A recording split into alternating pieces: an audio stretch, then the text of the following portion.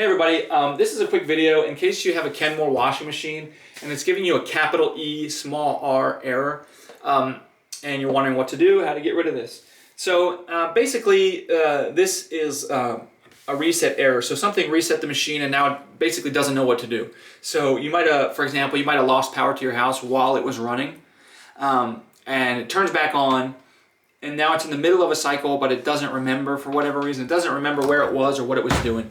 So all you really need to do to fix this is just cancel out whatever it was on, and then you should be able to restart it. So like, if you get it, you're just gonna press the stop cancel button until everything goes back to normal. Everything goes back to like there's nothing on it, it's not running anything. And then you can set whatever cycle, whatever wash cycle you want to do. And then let it go, and everything should be working fine after that. So anyways, hope this video helped you. Thanks a lot for watching. Have a great day.